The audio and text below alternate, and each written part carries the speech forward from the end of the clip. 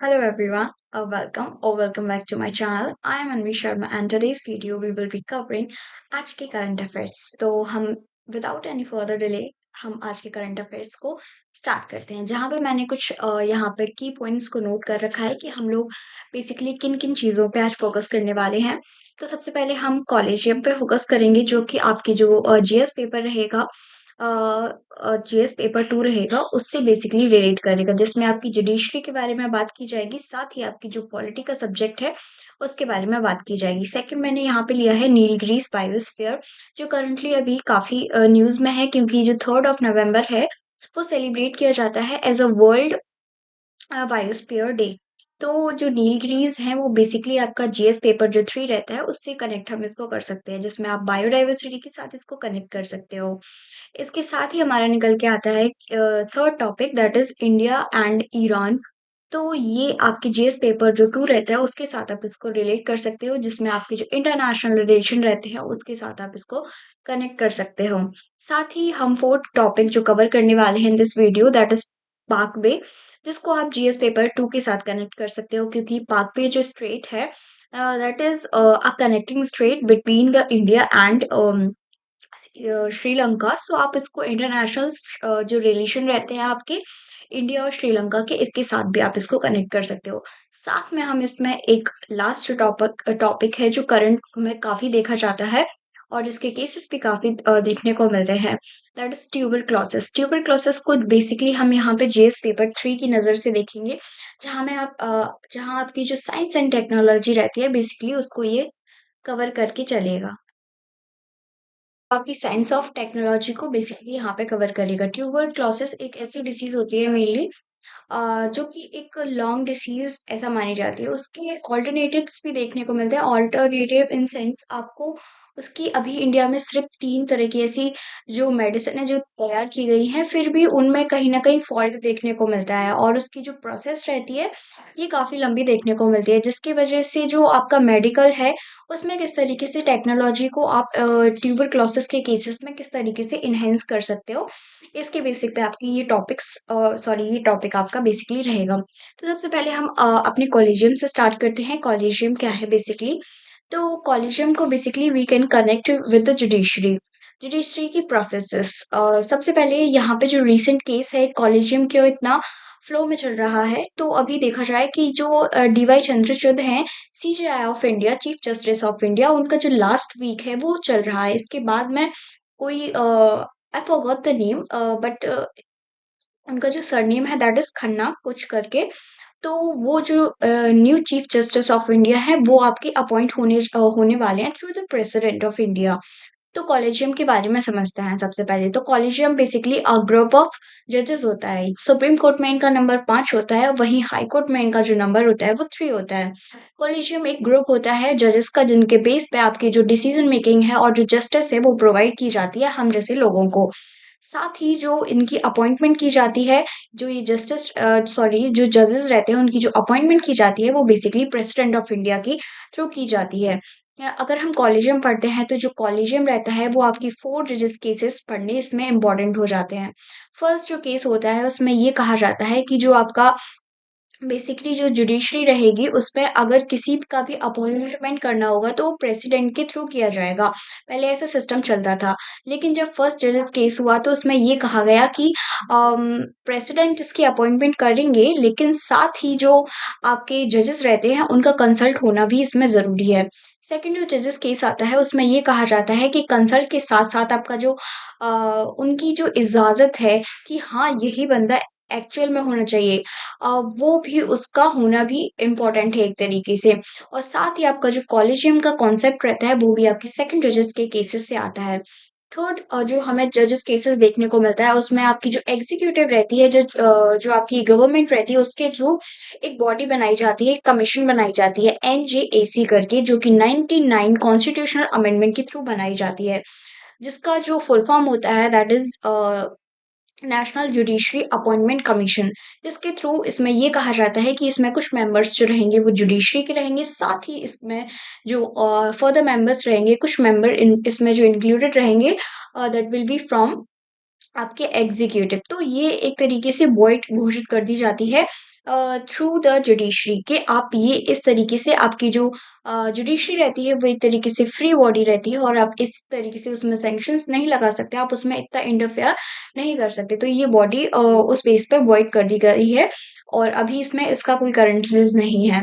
फिर जो fourth constitutional amendment देखी जाती है उसमें बेसिकली ऐसा किया जाता है और करंट टाइम पे भी ऐसा किया जाता है कि आपकी जो जुडिशरी रहती है वो बेसिकली जो नाम रहता है वो सजेस्ट करती है to the President of India और प्रेसिडेंट ऑफ इंडिया उस बेसिकली नाम पे पहली बार जब वो दिया जाएगा तो उस पे आप रिकंसिडर के लिए उनको वापस वो नेम भेज सकते हो। लेकिन अगर फिर से जुडिशरी के थ्रू वो नाम दिया जाता है तो आपके जो प्रेसिडेंट ऑफ इंडिया रहते हैं वो बाइंडिंग रहते हैं कि आपको उनको एज अ सीजेआई अपॉइंट करना ही होगा।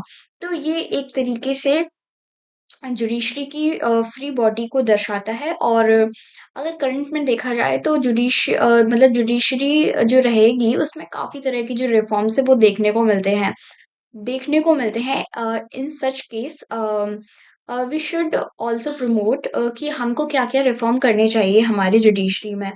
तो इसमें जो जुडिशरी हमारी रहती है सबसे पहले तो हमें यही चीज़ फ़ोकस करनी चाहिए इसमें कि इसकी जो टाइम लिमिट है ये बहुत ज़्यादा कम है। जो लोग रहते हैं वो 10-10 साल तक उनके केस पेंडिंग रहते हैं जिसकी वजह से उनको प्रॉपर जो जस्टिस है वो प्रोवाइड नहीं कराई जा सकती है।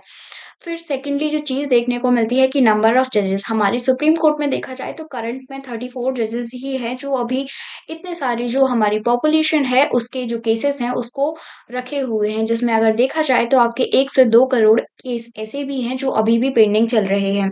बेसिकली ऐसा एक सैंक्शन हमारी जुडिशरी पे ये भी लगाया जाता है, इवन सुप्रीम कोर्ट पे ये सैंक्शन लगाया जाता है कि जो सुप्रीम कोर्ट है वो बेसिकली आपकी कॉन्स्टिट्यूशनल जो बॉडीज रहती हैं उनको एक तरीके से देखने उनको टारगेट करने के लिए की जाती हैं कि कॉन्स्टिट्यूशन में अगर आपका कोई जो ऐसी चीज़ है जो इफ़ेक्ट हो रही है through the public of India और द गवर्नमेंट ऑफ इंडिया तो आप उस पे बेसिकली केसेस पे उनको अटेंड करें। लेकिन हमारी जो जुडिशरी रहती है वो आपके जो गवर्नमेंट के केसेस हैं, जो प्राइवेट इंडिविजुअल्स के जो बड़ी-बड़ी कंपनीज़, बॉडीज़ हैं, इनके केसेस ज़्यादा देखती है।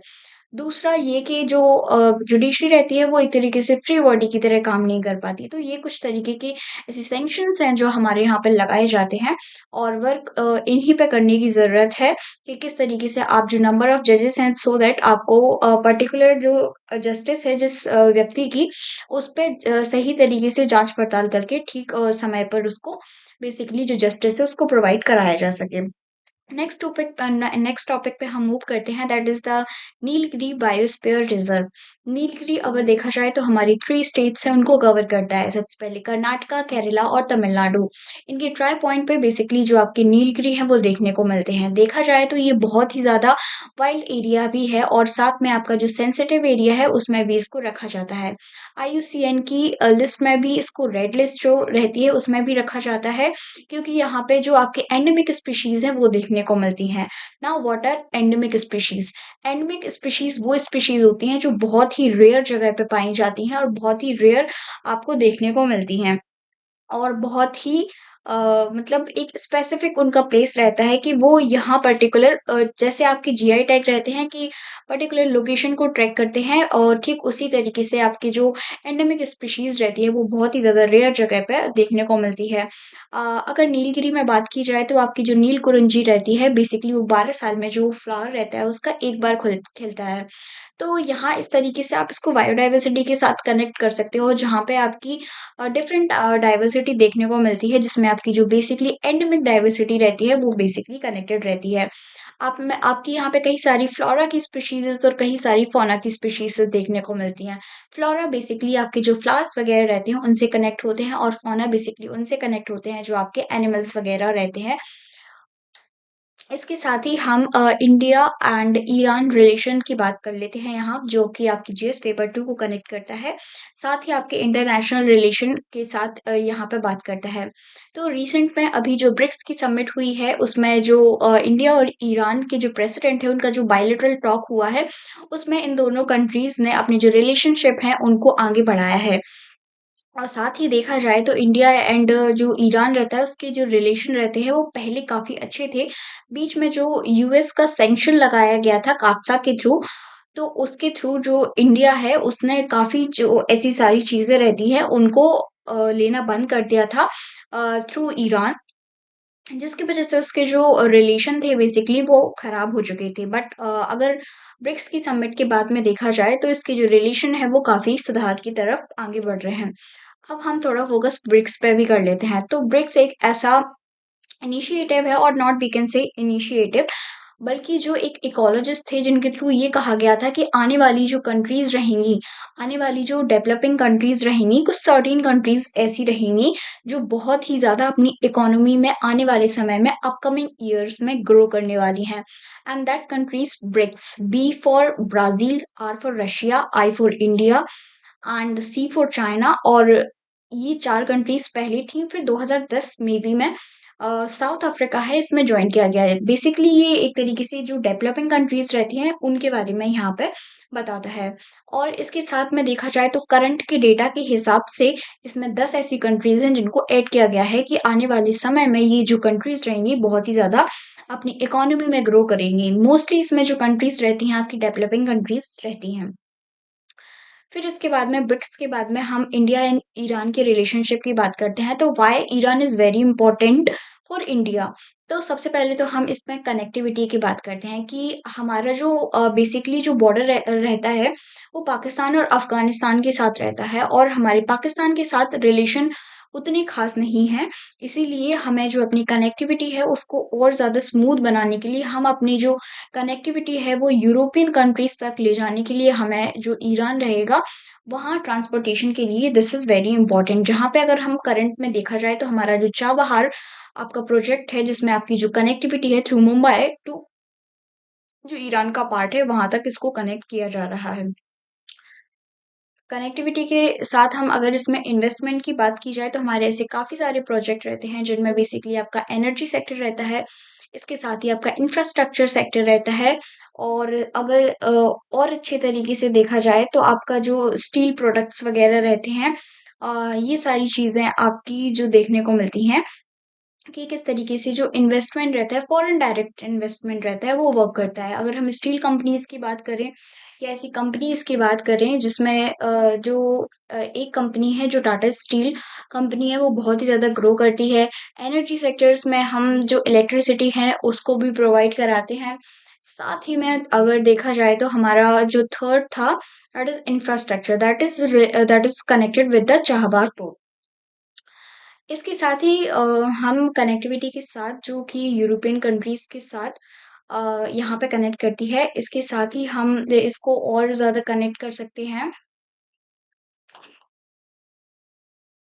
कि कल्चरल टाइज़ के साथ हमारे जो रिलेशन है, जो हिस्टोरिकल रिलेशन है, उस कंट्रीज़ के साथ भी। क्योंकि मेनली ऐसा देखा जाता है कि जो ईरान है वहाँ पे जो शिया मुस्लिम्स हैं वो मेनली वहाँ पे पाए जाते हैं, और हमारी जो इंडिया है वहाँ पे जो मुस्लिम जो कम्युनिटी हमें यहाँ पे देखने को मिलती है वो भी यहाँ पे मेनली देखा जाए जो सिया ही मुस्लिम्स यहाँ पे देखने को मिलते हैं। तो यहाँ पे कुछ कल्चरल टाइज भी रहते हैं मुस्लिम कम्युनिटीज़ के थ्रू, और फिर हमारा कुछ हिस्टोरिकल बैकग्राउंड भी इसमें मेनली कवर किया जाता है। साथ ही हम देखें तो हम डिफेंस एक्सरसाइजेस भी करते हैं जिसमें आपकी जो नेवल एक्सरसाइज है, फॉर एग्जांपल आपकी जो जॉइंट मिलिट्री एक्सरसाइजेस भी होती हैं, आपकी जो इंदिरा एक्सरसाइज होती है जिस जो मेनली नेवल एक्सरसाइज है आपकी। इसके साथ ही आपकी जो दोस्ती एक्सरसाइज फ्रेंडशिप, ये सारी एक्सरसाइज हैं जो हमारे बेसिकली इंडिया और ईरान के साथ में की जाती हैं। मेन इम्पोर्टेंट ईरान हमारे लिए इसीलिए है क्योंकि यहाँ से हमारी जो क्रूड ऑयल्स वगैरह हैं वो यहाँ पे इंपोर्ट होते हैं। जो आपका पेट्रोलियम रहता है, नेचुरल गैसेस रहती हैं, ये सारी चीज़ें हैं जो थ्रू आपके थ्रू आपकी ईरान टू इंडिया में यहाँ पे भेजी जाती हैं। फिर इसके साथ ही इंडिया और यूरोप के रिलेशंस बेसिकली, और इसमें ये भी होना चाहिए कि आप बेसिकली डिप्लोमेसी को किस तरीके से हैंडल करते हो, वर्ल्ड में आपकी रेपुटेशन अदर कंट्रीज़ के साथ किस तरीके से बना के चलते हो, तो ये सारी चीज़ें भी कवर इसमें हो जाती हैं। फिर हम जो नेक्स्ट टॉपिक है उसके बारे में बात करते हैं जिसमें आपका जो पाक वे है उसके बारे में बात करते हैं। तो सबसे पहले हम पाक वे की जो लोकेशन है वो बेसिकली जो इंडिया है और इसके साथ में जो श्रीलंका लगता है, तो वहाँ से जो इसकी कनेक्टिविटी रहती है, उसके जो श्रीलंका रहता है उसका जो नॉर्दर्न पार्ट रहता है, वहाँ पे मेनली आपका पाक वे है जो देखने को मिलता है। पाक वे स्ट्रेट जो मतलब इंडिया और जो श्रीलंका के जो फिशरमैन रहते हैं, उनमें जनरली डिस्प्यूट देखने को मिलता है कि ये हमारा पर्टिकुलर एरिया है और ये हमारे इकोनॉमिक ज़ोन में आता है। इसलिए यहाँ पे जो मतलब जो फिशरमैन रहते हैं तो वहाँ पे उन पर्टिकुलर लोगों की वो जगह है और वहाँ पे मछलियाँ वगैरह हैं वही वही लोग वहाँ पे कर सकते हैं। और ये लोग अगर ऐसी कनेक्टिविटी हमारे एरिया में दिखाएँगे तो हम बेसिकली इनको अरेस्ट कर लेंगे। ऐसे कुछ सैंक्शंस हैं और इस तरीके से कुछ थ्रेट्स हैं जो इंडिया को बेसिकली देखने को मिलते हैं और कहीं-कहीं जगह पे ऐसी जो चीज़ें हैं वो अरेस्ट के थ्रू भी की जाती हैं। तो वही जो पाकवे है बेसिकली उसमें उसकी एक तो लोकेशन आपकी मेन रहती है, जो आपके एग्ज़ाम के पर्सपेक्टिव से देखी जाती है। फिर सेकंडली हमारी जो इंडिया और श्रीलंका की जो रिलेशन है वो भी इसमें किस तरीके से इम्पैक्ट करते हैं और किस तरीके से मैटर इस तरीके से किस तरीके से आप बेसिकली सॉल्व कर सकते हो कि आप उनके बीच में जो डिस्प्यूट जो आपके चल रहे हैं उसको किस तरीके से आप इसमें सॉल्व कर सकते हो। तो छोटा-सा टॉपिक था, not as important as we thinking. लेकिन अगर कनेक्टिविटी को किस तरीके से आपके जो इंटरनेशनल रिलेशन रहते हैं श्रीलंका के साथ में और किस तरीके से जो मैटर अगर हम चाहें किस तरीके से सॉल्व कर सकते हैं, तो इन सारी चीज़ों के साथ इसको कवर कर सकते हैं। फिर लास्ट जो टॉपिक है वो बेसिकली आपका ट्यूबरक्लोसिस है, जिसको आप साइंस एंड टेक्नोलॉजी के साथ में रिलेट कर सकते हो, जिसमें आपकी जो मेडिसिन वाला एरिया रहता है जहाँ पे आप किस तरीके से जो टेक्नोलॉजी है उसका यूज़ कर सकते हो। टेक्नोलॉजी इन सेंस आप किस तरीके से जीन्स के थ्रू आप जो आपकी बायोटेक्नोलॉजी रहती है उसको यूज़ कर सकते हो। किस तरीके से आप जो वैक्सीनेशन की प्रोसेस रहती है उसको इम्प्रूव कर सकते हो। तो ये सारी चीज़ें देखने को मिलती हैं। अब जो ट्यूबरक्लोसिस रहती है जिसको शॉर्ट फॉर्म में टीबी कहा जाता है, वो मेनली एक ऐसी डिसीज़ रहती है जो आपके मेनली लंग्स रहते हैं उनको इफ़ेक्ट करती है। लंग्स के साथ-साथ ही आपकी जो बॉडी के अदर ऑर्गन्स रहते हैं, उनको भी अफ़ेक्ट कर सकती है और एक ऐसी डिसीज़ होती है जो बेसिकली लॉन्ग टर्म के लिए रहती है और इसका जो मेनली इंडिया में देखा जाए तो यहाँ पे सिर्फ़ 3 ऐसी मेडिसिन्स हैं जो बेसिकली ट्यूबरक्लोसिस के यूज़ में लाई जाती हैं और करंट डेटा के हिसाब से बात किया जाए तो ये जो 3 मेडिसिन जो देखी गई हैं, उनमें भी कहीं न कहीं फ़ॉल्ट देखने को मिलता है और इसके साथ में इसके जो अल्टरनेटिव्स रहते हैं, उनको बनाने की बात की जाती है कि जहाँ पे जो आपकी बेसिकली जो ट्यूबरक्लोसिस की जो मेनली दवाई रहती है, उनमें इतना ज़्यादा टाइम लगता है आपको सही करने में, तो किस तरीके से आप एफ़िशिएंसी के साथ में इस बेसिकली डिसीज़ को इस बेसिकली उम, परेशानी को किस तरीके से सॉल्व यहाँ पे कर सकते हो। तो मेनली इसी तरीके की इसमें जो बातें हैं वो की जाती हैं। और दूसरा हम ये भी कह सकते हैं कि जो हमारा मेडिकल इंफ्रास्ट्रक्चर है जिसमें मेनली जो आपका मिडिल क्लास है उसको परेशानी होती है कि किस तरीके से आप का बेसिकली इलाज कराया जाए क्योंकि मोस्टली देखा जाए तो हेल्थ के सेक्टर में जैसे ही आप एंटर करते हो तो आपको बेसिकली जो देखने को मिलता है वो आपको मेल न्यूट्रिशन देखने को मिलता है और साथ ही मेल न्यूट्रिशन मेनली वहाँ देखने को मिलता है जहाँ पे आपकी जो इतनी इफ़ेक्टिवली आप जो है खर्चा नहीं कर सकते हो। तो वहाँ पे देखने को मिलता है और उसी के साथ में आपकी जो हेल्थ रहती है वो रिलेटेड रहती है। क्योंकि जब आपका न्यूट्रिशन ही अच्छा नहीं होगा तो आपकी जो हेल्थ है वो ज़रूर से ही अफ़ेक्ट होगी बट कि कहीं से ये ट्यूबरक्लोसिस से कनेक्ट नहीं है। बट अगर हम चाहें तो कर सकते हैं कुछ एरियाज़ में। अ, फिर इसके साथ मेडिकल जो सेक्टर रहता है उसको किस तरीके से इम्प्रूव की जाए। किस तरीके से जो आपकी टेक्नोलॉजी है उसको इसमें पेनिट्रेट किया जाए। इन सेंस कि आप डिजिटलाइज़ेशन के साथ में जो आपकी जो चीज़ें रहती हैं उसको जीन्स की प्रोसेस के साथ में किस तरीके से यूज़ किया जाए जिससे आपका जो एक तरीके से टाइम कंज़्यूम जो होता है वो ना हो और साथ में जो चीज़ें हैं वो फ्लो में चलती रहें। तो आज की वीडियो में बस इतना ही। आशा करती हूँ आपको जो हिंदू एनालिसिस अच्छा लगा होगा।